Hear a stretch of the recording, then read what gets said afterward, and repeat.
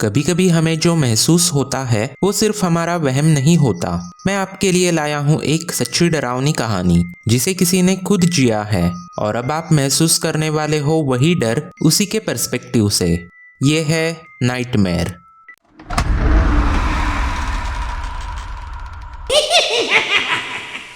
अगर आपके साथ भी कोई पैरानॉर्मल इंसिडेंट हुआ है तो आप उसे हमें इस ईमेल आईडी पर शेयर कर सकते हैं।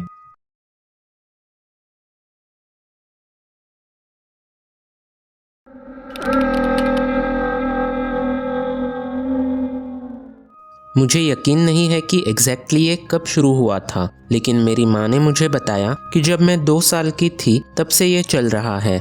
बचपन में मैं डिस्टर्बिंग चीज़ें ड्रॉ करती थी और मुझे जो भी दिखता था वो मैं अपनी माँ को बताती थी। मुझे लगता है कि मुझे आत्माएं दिखती थी। मुझे जो लोग दिखते थे उनका डिस्क्रिप्शन मैं माँ को बताती थी। फिर बाद में उन्हें पता चलता था कि हमारे आसपास के एरिया में उस डिस्क्रिप्शन से मिलता जुलता कोई व्यक्ति मर गया है।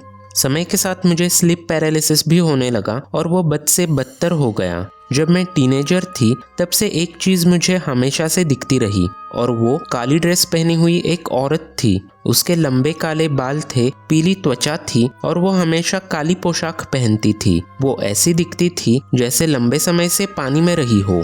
अनफॉर्चुनेटली मेरे आसपास के कुछ लोगों को उसके बारे में सपने आते थे। हालांकि मैंने उस औरत के बारे में उन्हें पहले कभी कुछ नहीं बताया था। हर बार जब भी वो मुझे दिखाई देती थी या अगर सिर्फ उसकी आवाज़ भी सुनाई देती तो मेरे करीबी लोगों में से कोई या जिसकी भी मैं परवाह करती थी वो मर जाता था। जब मैं बड़ी हो गई तो ये चीज़ें थोड़ी आसान हो गई। पिछली बार जब मैंने उसे देखा था तो मैं प्रेग्नेंट थी। मुझे स्लीप पैरालिसिस हुआ था और मैंने उसे अपने बिस्तर के बगल में देखा। ये पहली बार था जब मैंने उसका चेहरा देखा था। गुनगुनाते हुए वो मुझे घूर रही थी। उसकी खूबसूरत बड़ी बड़ी आंखें, गोरी त्वचा और दोनों तरफ लंबे काले बाल थे।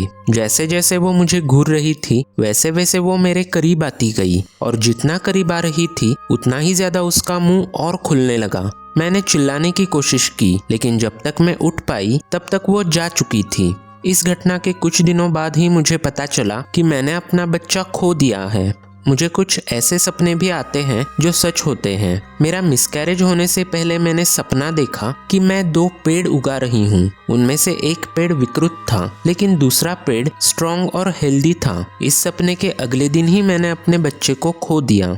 पता चला कि वो एक लड़की थी और एबनॉर्मल थी। 1 महीने बाद मैं फिर से एक हेल्दी बच्चे के साथ प्रेग्नेंट हुई। मुझे निश्चित रूप से नहीं पता कि मेरे साथ ये चीजें क्यों होती हैं, लेकिन एक बात बताना मैं भूल गई कि मैं मृत पैदा हुई थी।